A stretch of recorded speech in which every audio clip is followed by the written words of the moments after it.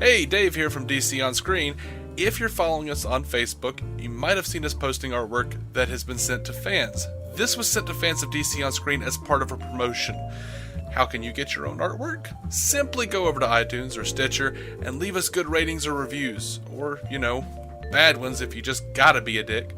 And then email us at dconscreen@gmail.com. Tell us who you want us to draw, who you want to draw it, Dave or Jason, and leave us an address. If you like, you can send us pictures of yourself with the drawing after we send it, and we'll post it to our Facebook page where you can tag yourself. This promotion ends March 31st, by the way, so you have to get those reviews in. Jason, do you have anything else to add? It's a little for a lot, Dave. It's a little for a lot. It is a little for a lot. We try so hard. We need your help. We're asking. Our humble offering. Humble, like pie. Anyway, man, settle back, listen to a brand new episode of DC On Screen starting right the hell now. Welcome into DC On Screen. I'm your host, David C. Robertson. This is my co-host, Jason Goss. It's me. It is you. Hey. How you doing, buddy? Oh, man. So this episode we were talking about Supergirl 1x14, and I don't know what the title of it is. I'm an awful host. I forgot to. I didn't even write it down this week. Truth, Justice, and the American Way. Probably the easiest one we could have ever had. Well, no. For the Girl Who Has Everything was pretty fucking easy. But this one's pretty close. Yeah, this one's pretty close. We should have remembered this. Yeah, I agree. Shame. But for shame. We didn't. Shame. For shame. Boatloads of shame. Yes, that was an Avett Brothers reference. You're welcome, three of you. So, am I, right out of the gate here, I just want to say, good acting for once on General, or Non, or whatever his name is. Yeah, he can do a subtle scene, it turns out. I shall observe a period of mourning. Yeah, and I like that. I like that, shared nobility for a second, even for just a second. Yeah. It was cool. Yeah. But if they'll let him, I don't know, not go way over the top for a second, he might actually be a contributing factor. Yeah, he was good for just a few seconds. And then he started yelling again. I was actually pretty impressed with this episode. It was not a terrible episode. No, it was good. It was actually really good. And not that I think that most of the episodes are terrible. It's just that I expected this one specifically to be terrible. Really? Yeah, and I don't know why. I really don't know why. Maybe I was in a bad mood or something, but all of the shows were pretty on point this week. Yeah, no, I mean, I had very few problems this week. Even Lucy stepped up a little bit, but we'll get to him in a minute. We'll get to him. So I was told you asked for and received Netflix. I suggest Call the Midwife. Yeah. I laughed. I did. I like that they did the callback on that, but why is this show pimping Netflix? You can't find Supergirl on Netflix. I know. You have to go drop $3.99 on CBS, whatever their .com thing is. All Access? Yes, that abomination. I am unfortunately intimately familiar with this concept, as this is the only way I'm going to be getting my next Star Trek series. I know. Did you actually hear the news? I'm sorry. Nicholas Meyer is on the writing staff. Remind me. The cat who wrote and directed Star Trek II, The Wrath of Khan, Star Trek VI, The Undiscovered Country, my two favorite Star Trek movies. Most other people's. Okay, that's not bad. Him and Brian Fuller.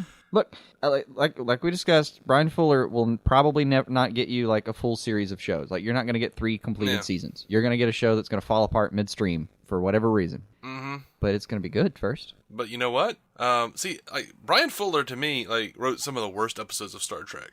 He used to write for Star Trek. His episodes sucked for the most part. I'm looking over the list and going, oh man. I've done that with Futurama a couple of times.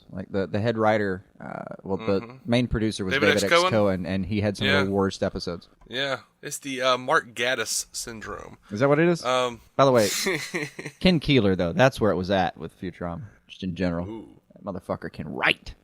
But apparently Tony Todd, bringing it back to DC, is on the short list to be on this new Star Trek series. But cool.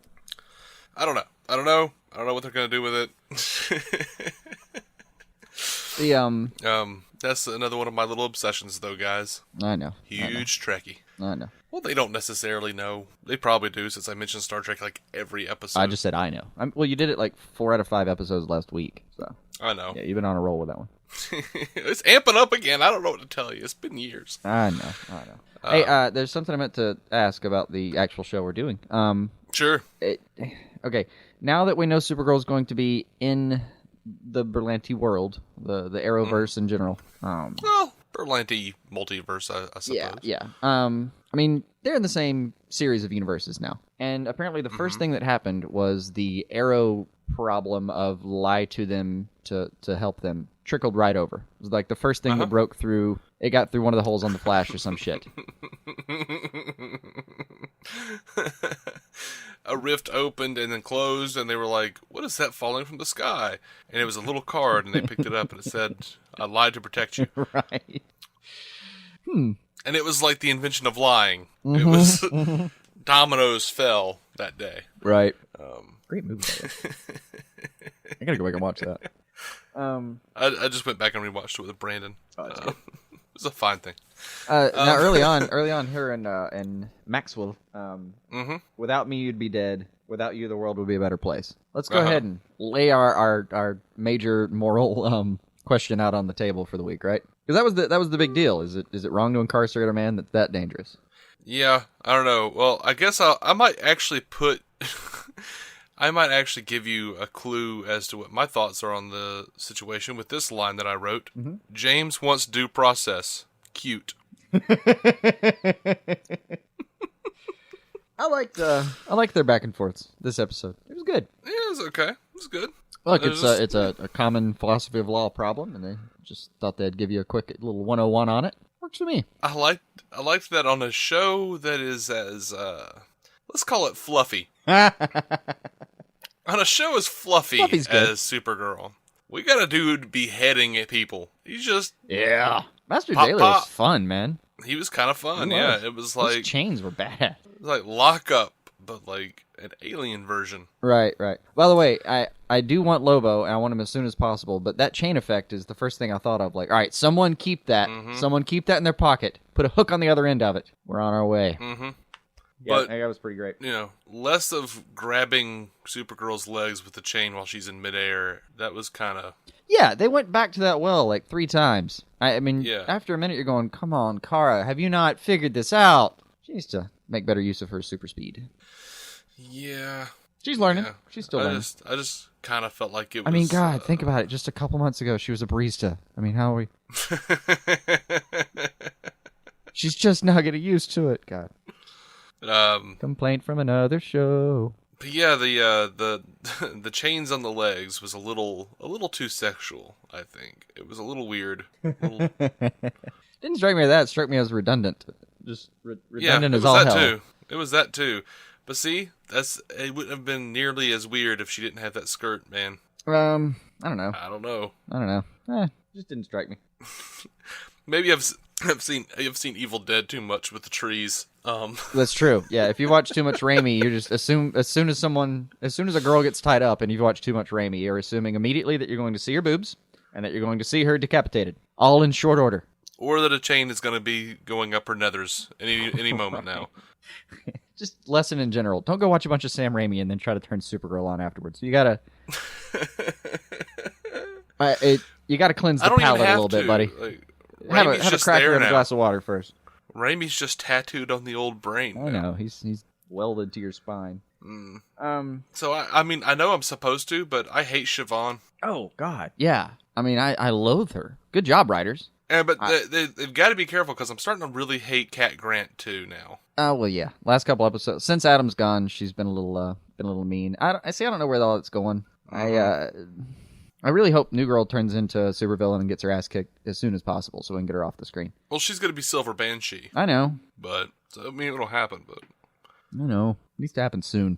Here was something weird. Because right now, Cat Grant's just being Silver Banshee. Yeah, she's awful right now. And I have, traditionally, if you look at the history of us reviewing Supergirl, have really liked Cat Grant. Oh, yeah.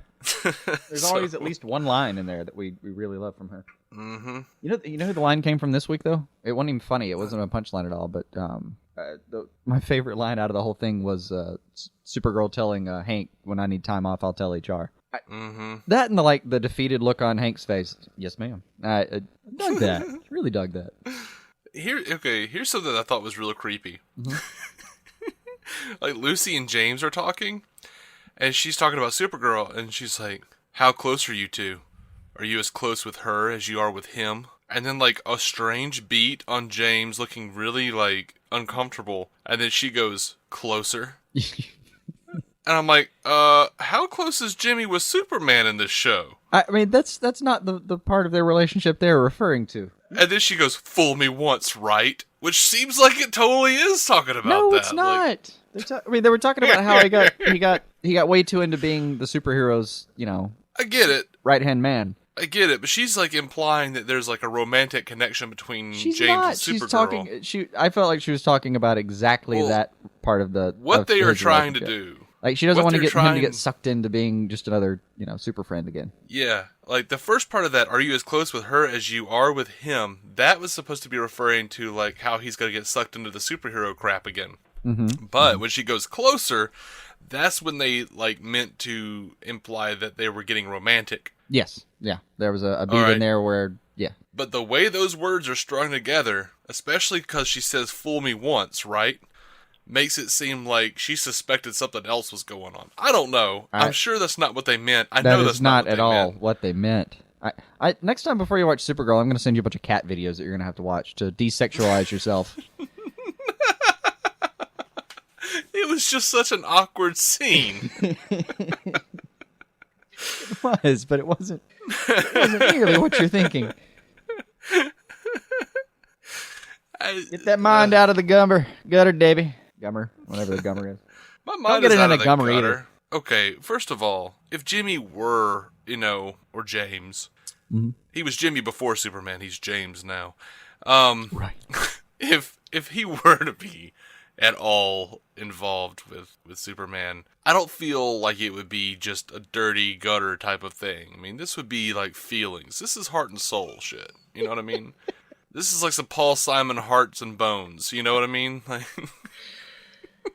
that's all I'm saying. Because Superman doesn't roll that way, man. Yeah, he's not in it for the piece, So. Right. I mean, especially, he's Superman. You're saying he would be a kind lover, is what? Well, he would have to be by design, because he would kill you with his penis. Right. He has to be exceedingly gentle. So. Yeah. Oh, what's that at the base of that mountain? Oh, that's the train. It just fell off the rails. Yeah. Yeah. I kind of, I have the episode playing in the background, and just at the moment where I was thinking that too, I looked over and the guy gets, the first guy that eats flesh or whatever gets decapitated, and I thought, yeah, that's a pretty good, that sums it up. That's where we are in this conversation. So, Kara tells Master Jailer, "I thought masks were only big in that other city." What other city? Metropolis? Gotham? Star City? I guess somewhere. I don't know. I really don't. I feel like that was a very pointed reference, but it wasn't pointed anywhere. It wasn't pointed anywhere, yeah. I'm like, you're based on a comic book series. You could literally be talking about any city that... Any damn well where you please. Yeah. I'm started thinking about masks, or started to think about Gotham, and I'm like, you know what? Not a lot of people wear masks. Joker doesn't. Penguin doesn't. No. If they were talking about Metropolis, there aren't a ton of masks over in Metropolis at all. Yeah, I couldn't think of almost any, except for maybe that lame ass Conduit. Sorry, I just don't like Conduit, guys. Out of Superman's rogues, there's not a lot of masking happening. They're all robots and aliens and humans. Luthor doesn't put on a mask to go fight him. He, puts on a fucking $4,000 suit and confronts Superman. Guess Mr. Freeze kind of wears a mask, but it's more or less a set of goggles, like sun tanning goggles, oddly enough. I'll bet he still looks better than Geomancer. Well, he's got a dome on his head. Of course he does. All right. So, okay, I have a real question for you on this show. Okay. What is the point of the show? Because, and this might be too difficult for you to explain. I don't know. Let's see. This is what I wrote down. How are the DEO tracking aliens from Fort Ross well enough to confront Master Jailer And get that, I don't know what I wrote here. Or for the prisoner number to be of help. Oh, that makes sense. I thought the premise of the show was them trying to find Fort Ross escapees. I assume that they somewhere managed to find a dossier, like a list of prisoners, because that's all that they had access to. Well, okay, but I thought the whole point of the show, the gimmick of the show, was them trying to find all of the people who escaped from all the bad guys who escaped from Fort Ross. That was supposed to be one of the gimmicks, yeah. But like they're like, oh, this guy, he was a prisoner, and now he's escaped. But he's a professor, so I bet Master Jailer's going after him. We go and try to protect him. Let's go. We'll stop Master Jailer. I'm like, well, if you knew where that cat was, why is he not back in jail?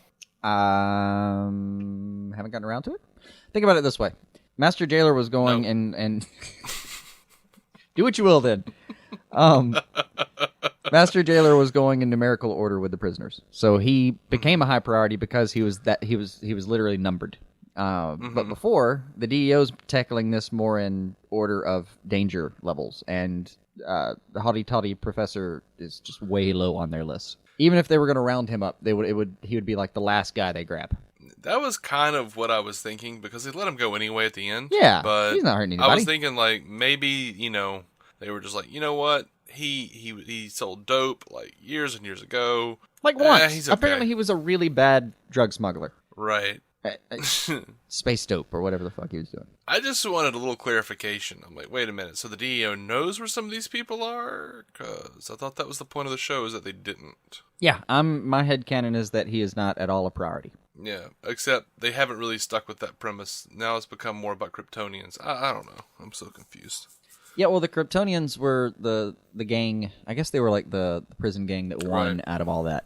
Because it seems like some of them got scattered, and then the Kryptonians kind of stuck, and I don't know where the hell TV Guy is anymore. And then somewhere in the middle of all that, Maxwell Lord decided he'd pitch his hat in the ring. And then I guess there's still a Reactron and a T.O. Morrow that felt like popping up and seeing what they could do to the situation. So I don't know, man. It's been all over the place. Right. But it's a fine question, because what it amounts to is I can't tell you in one sentence where this show is going right now. And that's a bad thing. One thing I did like is James saying it's your values versus their values. I liked that conversation. Yes. I liked that whole thing.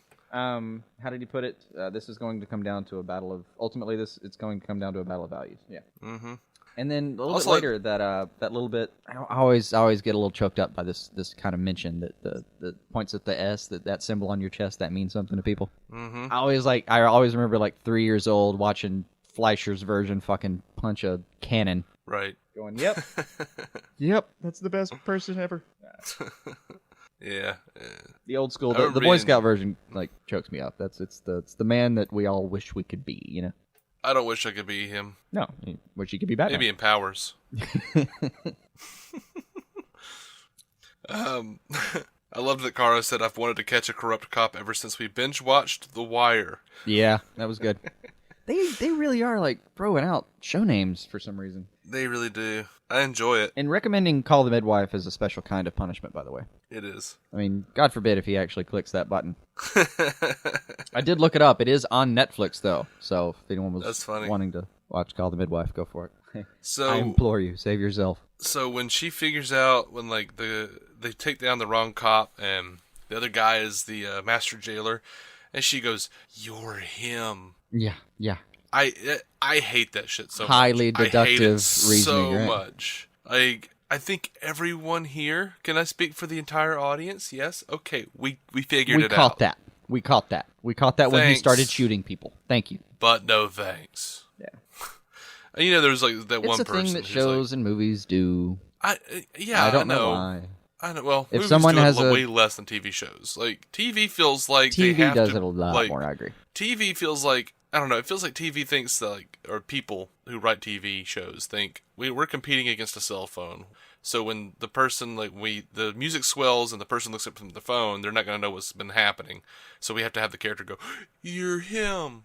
I see. When you come back from a commercial break, in particular, that's why I hate that line. I really do. But when you come back from a commercial break and someone says, like, "So you're him," yeah, that's just supposed to get you back engaged from the commercials, because your brain absolutely checks out when the commercials come on. This is scientifically proven. You just stop paying attention. You wonder, And I've seen writers make jokes about how that's what you're told to do is like come back and do something flashy from coming back from the commercial. So, and one of my favorite versions of it ever was the Futurama writers put this in just as a joke, but they came back from one commercial break and Bender's like spinning around in a quick circle on fire, yelling just for no fucking reason. Like he's just yelling and screaming and he's on fire. And then like Hermes like puts him out and he picks up his cigar can and goes, "That's better." And then they move on with their day. But it was a writer joke, you know? Right. Speaking of more exposition, Hank Henshaw, when I promised Jeremiah Danvers I'd look after his daughters, I didn't just mean you. Stop! We're sure Jeremiah was an okay cat. Just let him go, though. Just leave him be. So what was Master Jailer's whole issue? Like, if he was a prison guard, why wasn't he killing people like in the prison, like while they were all like he serving their time? He actually did talk about that. Like while he was just a jailer, I just missed it. Like then. While he was just basically at some point he had a warden. Like there were people keeping track of him, and he was happy to do his jailing job. I don't know if he called himself Master Jailer back then or what. Maybe he was just Tom or some shit. But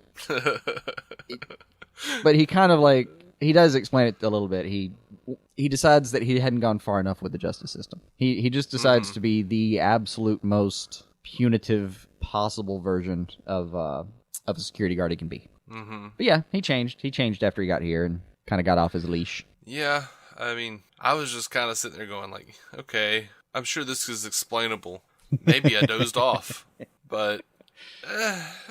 It was doable. He just went off the deep end, that's all. But no, he wasn't always like that. He just went off the deep end. Was he actually, like, was he actually in Fort Ross? That part I'm confused about. Cause, I mean... He was in a spaceship. I don't know how where Fort he Ross got that spaceship. works. Exactly. I don't know if he was there. Like, maybe Fort Ross is kind of a stasis area. You go there, you don't... I don't know. I mean, but they said he was in a spaceship beneath his house? He had hidden his spaceship beneath his house. But I don't know where his spaceship came from. I don't either. Maybe it was like a shuttle attached to Fort Ross. Maybe he was in charge of Fort Ross back in the day and lost it, came searching for it. I don't know. I missed that too if it was in the episode. Yeah. Let me ask you if you had a similar thought on a couple of moments real quick. Sure. So Jimmy and James. James and Supergirl's like round 2 of the philosophical debate. Takes place in like the DEO arms storeroom. Okay. Do you, like, while you're listening to them talk every now and then when they do one of the pullback 2 shots, do you just think, fuck, that's a lot of guns? How are y'all paying attention? Like, how are y'all not distracted by all of the damn guns? It's busy. You know what I mean? It's very busy in that room. Yeah.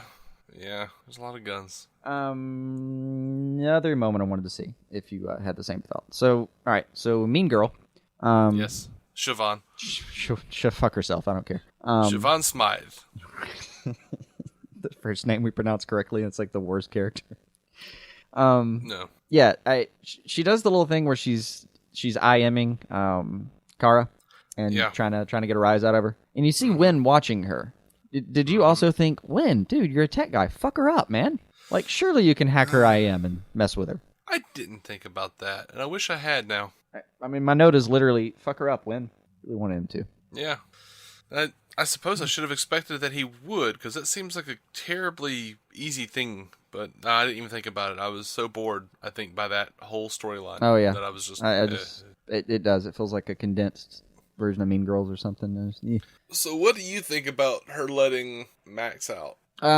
Perfect. That's exactly... I mean, they described it on the other episode. Like, Alex is a soldier. She's better than a soldier. She's hope. She is supposed to embody hope. That's what makes her a hero. So, yes, she's going to risk everything to let Maxwell out because it's the right fucking thing to do. That's what my super people are supposed to do. Whatever, no matter how stupid, because it's the right thing to do.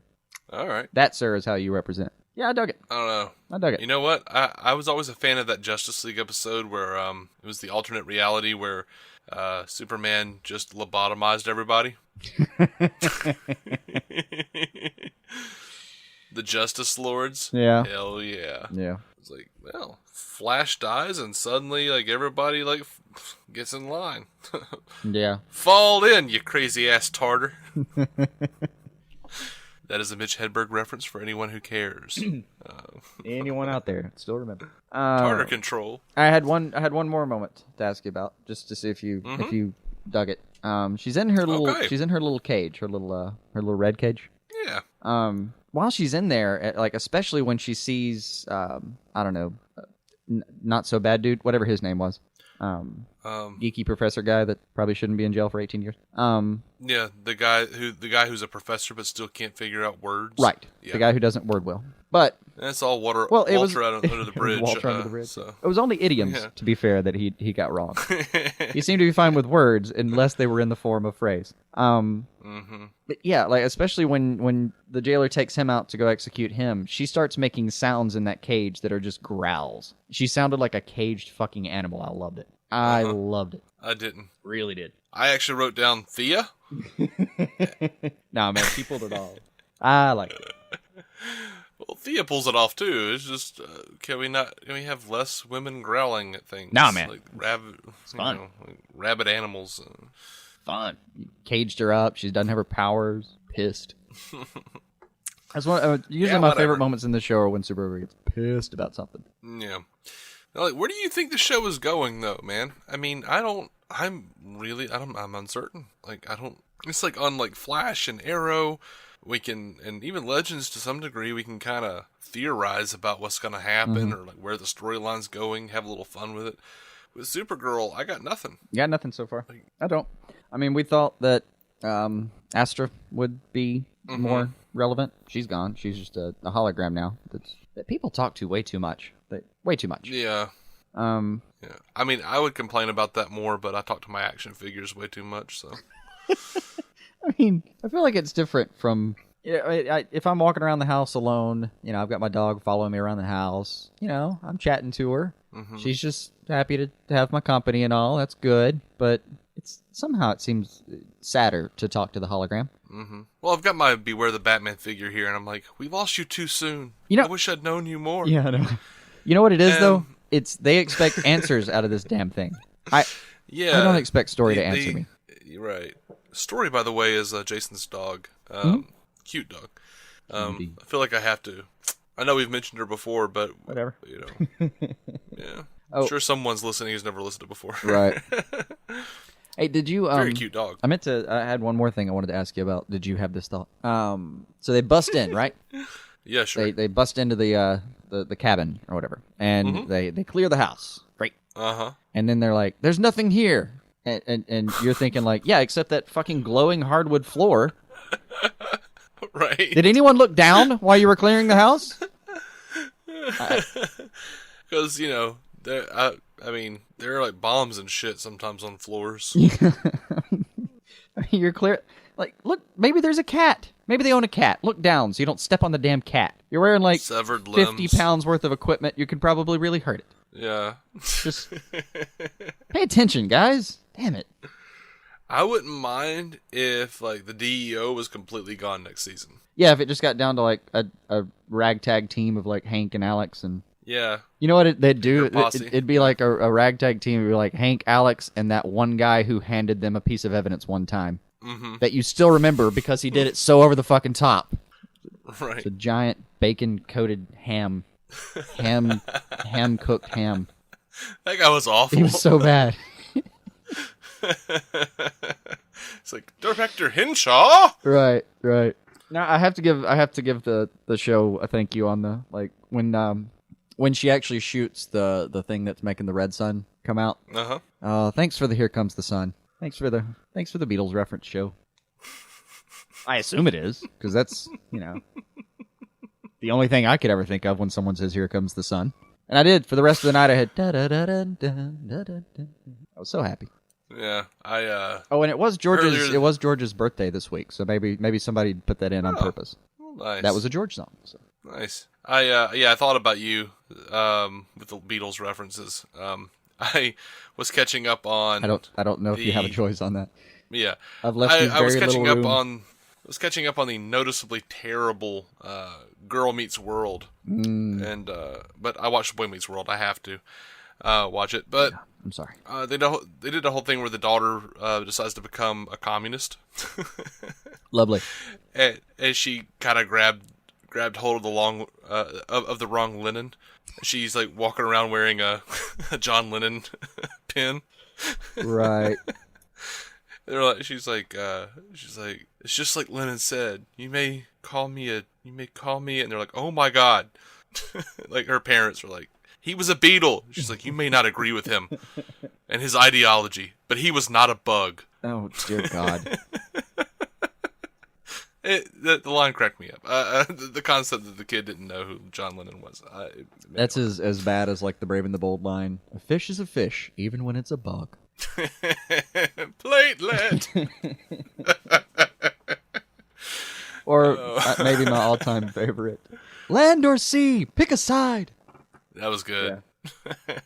The reason he doesn't trust amphibians. God, I'm gonna go watch Brave and the Bold after we're done with all this. I miss it. It's been like a month. I haven't watched one episode. I've got to watch that thing like every few weeks. Brave and the Bold's good, man. Makes my happy juices go. What? I don't know. I'm gonna leave that Let's abandon it. Walk away. All right. Well, I don't know. Did we have anything else for this episode of Supergirl? No. The only thing that I can give you if where the show's going is whatever the myriad of blah blah blah Non was talking about that the computer refused to talk about. Miss Hologram. Yeah, whatever's going on with that seems to be relevant, but that's how the show's been to us so far. We don't know when we're getting like the season level baddie because there's like 6 episodes left of this thing or something, isn't there? Yeah. Well, 5, I think. 5? Next week is Solitude, the Fortress of Solitude. Fortress of Solitude is going to be the introduction of Smallville's Supergirl, Laura Vandervoort as Indigo. Oh yeah, and they had a picture of her out. Didn't look bad. Costume looked good. Yeah. It's always overlit like it is on CBS, but it's always overlit. Yeah. I kind of wish that they would get away from the crystals on the Fortress of Solitude. Yeah. I don't know. I'm like, I know Donner did it, and Smallville did it, and Bryan Singer did it, and they've adopted it for the comic books now. It just seems so damned impractical. Yeah, and then let's see what they're going to do with that. Yeah, I mean, she's just going to head to Superman's fortress. Gonna fight Indigo. But that's going to be a Monster of the Week thing, and then the next episode, Falling, is just going to. No, I think Indigo is going to wind up being an ally at some point. That's fine. That's fine. Be there for a little while. Well, they may need her to stay around because the next episode, which by the way they're going to take a week off after Solitude, but come back March 14th with Falling is a Red Kryptonite episode. So it's just what if Supergirl was bad? Ooh. That's what we're getting. The Red Kryptonite episodes were always my favorite on Smallville. Really? So let's do this. Okay, all right. The episode after that is cleverly labeled TBA. Very to be announced. Yeah. Very popular name. I don't think that's the official name there, buddy. Actually, if I ever get the chance, I'm going to just name an episode to be announced for the fuck of it. Right. Yeah, you got like March 14th, March 21, March 28th, April 4, April 11. So once they're going to take a week off after Solitude, and then they're going to come back for 5 straight weeks. So yeah, it was 6 episodes. I guessed right. But they're going to come back for 6 straight weeks, 5 straight weeks after this little 1 week off, and then somewhere in there. 4 straight weeks. No, 5. Solitude, week off, 5 episodes. Well, Solitude is episode 15. Mm-hmm. And they're going... There's only 20 this season. Yeah, 16, 17, 18, 19, 20. Yeah, I guess you're right. Yeah. I don't know what I'm thinking. I'm almost sure that math is that's appropriate. Yeah, it does. It maths out. It maths out. It maths well. Importantly, though, on March 28th, we've still got World's Finest. I'm dumb, guys. I'm sorry. I'm not smart. He's smart good. Dave uses most There's of his... something wrong with my brain. Most of his brain is occupied with the bulk of like the DC Comics encyclopedia. So forgive him if he doesn't math every now and then. My brain ain't all good. of the neurons about what was the name of the mechanic of the that Batman had in his fucking cave for a little while. Like that's filling up space that math could fill up sometimes. Harold. There you go. But March 28th we're gonna get World's Finest. So it's gonna be a nice week too. Yeah, it is. Mm. In a month, we will have seen Batman vs. Superman. In a month, we will have seen it, yeah. Less than a month now. And we only have How crazy is that? I know. And they did me the favor of ceasing to produce more trailers. I really appreciate that. Mm-hmm. Just let me watch the movie. Mal. What? Guy killed me, Mal. Nope. Killed me with a sword. You just had to get a firefly in there. All right, I'm done. I don't know why. I don't know what's wrong with me, man. I don't know. I know what's wrong with me. Alan Tudyk is going to be on a DC thing. He's going to be on Powerless. Mm-hmm. We'll talk about that in the news episode, but why not? That's what's wrong with me. I'm really excited about that. All of my loves are coming together. Maybe that'll be enough for me to forgive NBC for canceling Constantine. We'll see. Oh, is it NBC? It's NBC. Well, look forward to us bitching about how that's canceled. Yep. Anyway. Yeah, this time next year we'll be going, God, that show was good. Why did they cancel? Yeah. Mm-hmm. Count on it. Or, why isn't it good? And why aren't they canceling it? Oh, yeah. We're going to wrap this episode up. We've got so many more episodes to do. We are DC On Screen. You can find every episode at dconscreen.com. If you're looking for a similar podcast about the Marvel Cinematic Universe, go check out our friends Matt Carroll and Jeff Randall at the Marvel Cinematic Universe podcast. We're proud members of the Giant Size Team Up Network, and we're on Facebook, Twitter. You can go find us a lot of different places and keep the conversation going there. So until next time, guys, keep some DC on your screen.